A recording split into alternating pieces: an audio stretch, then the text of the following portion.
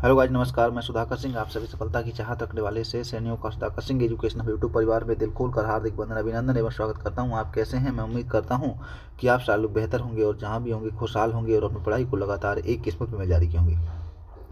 Guys, मैं हमेशा एक ही बात बोलता हूँ, जिंदगी में अपनों के प्यार के साथ जिंदगी में कुछ कर दिखाओ ऐसा कि दुनिया बनना चाहे आपके जैसा।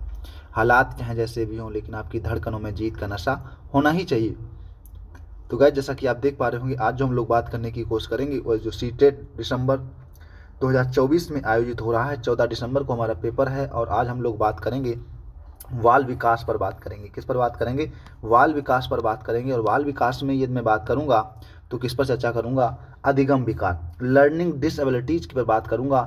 लर्निंग डिसेबिलिटीज पढ़ो ऐसे कि मजा आ जाए।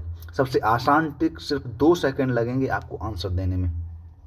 तो जो विकार हैं आपने देखा होगा, डिसलेक्सिया है, डिस्ग्राफिया है, डिसकैलकुलिया है, डिस्पेक्सिया है, डिस्थीमिया है। ये प्रश्न आपको जरूर देखने के लिए मिलेगा, चाहे आप जो है 1 से 5 तक का पेपर देना, चाहे आप 6 से लेकर के 8 तक का पेपर देना, चाहे प्राइमरी का पेपर देना, चाहे आप जूनियर का पेपर देना, आपको दोनों में प्रश्न देखने के लिए जरूर मिलेगा।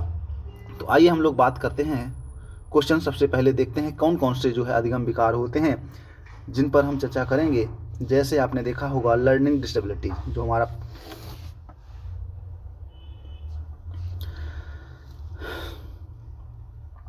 जो हमारा आज का टॉपिक है वो लर्निंग डिसेबिलिटीज है। लर्निंग डिसेबिलिटीज में आपको प्रत्येक पेपर में जो है प्रश्न देखने के लिए मिलेंगे, चाहे आप जूनियर का पेपर देना, चाहे आप प्राइमरी का पेपर देना।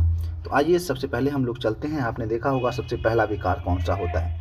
सबसे पहला विकार आपने देखा लर्निंग डिसेबिलिटीज, जिसको हिंदी में क्या कहते हैं? अधिगम अक्षमता कहते हैं। अधिगम अक्षमता आपसे पूछा जाए कि अधिगम अक्षमता क्या है, तो अधिगम अक्षमता क्या है? जैसे आपने देखा कि सीखने की क्षमता, योग्यता में कमी को अधिगम अक्षमता कहते हैं। क्या? सीखने, अधिगम, अधिगम मतलब क्या होता है? सीखना। हिंदी में कहते हैं सीखना और इंग्लिश में कहते हैं लर्निंग। तो अधिगम अक्षमता, और आपसे पूछा जाए क्या है, तो सीखने की क्षमता या योग्यता में कमी को अधिगम अक्षमता कहते हैं। ये चीज़ आपको ध्यान में रखनी होगी। तो सबसे पहला विकार हम देखेंगे क्या होता है। आपने देखा, ये प्रश्न आपको देखने के लिए मिलेगा डिसलेक्सिया। क्या मिलेगा? डिसलेक्सिया। डिसलेक्सिया यदि आपको मिल जाए तो आप समझ जाएंगे कि आप इस चित्र के माध्यम से भी समझ सकते हैं कि इस चित्र में आपको क्या देखने के लिए मिल रहा है। बच्चा क्या करता है? पढ़ने से संबंधित कठिनाई होती है। क्या होती है? वह चीज़ों को पढ़ नहीं पाता सही से। पढ़ने से संबंधित कठिनाई यदि होवे तो क्या हो जाएगा? डिसलेक्सिया। डिसलेक्सिया यदि आपसे पूछा जाए तो क्या उत्तर देंगे? पढ़ने से संबंधित होगा। दूसरा हम देखेंगे विकार क्या होता है। दूसरा विकार यदि हम देखें तो होगा डिस्ग्राफिया। डिस्ग्राफिया क्या होगा? डिस्ग्राफिया। और डिस्ग्राफिया, ग्राफ, इसमें क्या आ रहा है? ग्राफ आ रहा है। डिस्ग्राफिया में क्या आ रहा है? ग्राफ आ रहा है। और ग्राफ आ रहा है, ग्राफ पर हम क्या करते हैं? लिखते हैं। क्या करते हैं? ग्राफ पर हम क्या करते हैं? लिखते हैं। जहाँ पर ग्राफ आ गया तो समझ लो लिखने की बात हो रही है, तो लिखने से संबंधित जो विकार होगा वह किस में होगा? डिस्ग्राफिया में होगा। आइए अगली चीज़ पर हम चलते हैं, अगले विकार पर हम लोग चलते हैं। जैसे आपने देखा डिसकैलकुलिया। डिसकैलकुलिया में आपने देखा तो जहाँ पर क्या आ रहा है? कैलकुलेटर आ रहा है। क्या आ रहा है? कैलकुलेटर आ रहा है। और ये कैलकुलेटर आ रहा है तो इसका मतलब क्या है? कैलकुलेटर का हम क्या करते हैं उपयोग? किसमें? गणना करने में करते हैं। किसमें करते हैं? गणना करने में करते हैं। और गणना मतलब क्या हो जाएगा? गणितीय हो जाएगा। गणितीय गणना से संबंधित समस्या यदि आपको दिखे तो क्या हो जाएगा? कौन सा बच्चे के अंदर अक्षमता होगी? अधिगम अक्षमता, तो वह होगी डिसकैलकुलिया होगी। आइए अगले विकार पर हम लोग चलते हैं। अगला विकार आपने देखा डिस्मोर्फिया। क्या हो गया? डिस्मोर्फिया, जहाँ पर भ्रम वाली स्थिति हो। जैसे आपने देखा मुर्गी देखी और मोर देखा। क्या देखा? मुर्गी देखी और मोर देखा, और इसमें बालक क्या कर पा रहा है? भ्रम की स्थिति में है। भ्रम की स्थिति मतलब बालक ये नहीं तय कर पा रहा है कि ये मोर है या मुर्गी है। दोनों में, मुर्गी को मोर बता रहा है और मोर को मुर्गी बता रहा है। तो यहाँ पर भ्रम वाली यदि स्थिति जहाँ पर दिखे तो डिस्मोर्फिया हो जाएगा। आइए अगले प्रश्न, अगले हम जो है विकार पर चलते हैं। 5वें नंबर पर चलेंगे तो इसमें क्या है? डिस्फेसिया। डिस्फेसिया, जहाँ पर आपने देखा बच्चा क्या करता है? बोल नहीं पाता है। बोलने से संबंधित क्या है? यहाँ पर बोल नहीं पाता है। तो बोलने से संबंधित यदि विकार आपको दिखे तो क्या हो जाएगा? डिस्फेसिया हो जाएगा। क्या होगा? डिस्फेसिया हो जाएगा। अगले विकार पर चलते हैं। 6 नंबर पर हम लोग चलते हैं। 6 नंबर में आप देख पा रहे होंगे डिस्प्रेक्सिया। क्या है? डिस्प्रेक्सिया। डिस्प्लेक्सिया यहाँ पर क्या है, शारीरिक कौशल से संबंधित विकार। यहाँ पर बालक जो है अपने, जो आप देख पा रहे होंगे, हाथ जो है बॉल उसके पास आ रही है लेकिन वह क्या कर पा रहा है, बॉल को सही से कैच नहीं कर पा रहा है और आप देखें उल्टे हाथ किए हुए। तो यहाँ पर क्या है, शारीरिक कौशल से संबंधित विकार आपको दिखाई दे रहा है। तो ये क्या हो जाएगा, डिस्प्रेक्सिया हो जाएगा। क्या हो जाएगा, डिस्प्रेक्सिया हो जाएगा।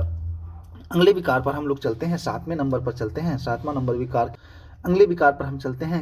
अगला विकार क्या है, डिस्थेमिया। डिस्थेमिया मतलब क्या हो जाएगा, तनाव से संबंधित। बालक यहाँ पर तनाव में रहता है, पढ़ नहीं पाता है, बहुत सारी चीज़ों से जो है वो क्या हो जाता है, ग्रसित हो जाता है, तो तनाव वहाँ पर उत्पन्न हो जाता है, तो डिस्थेमिया हो जाएगा।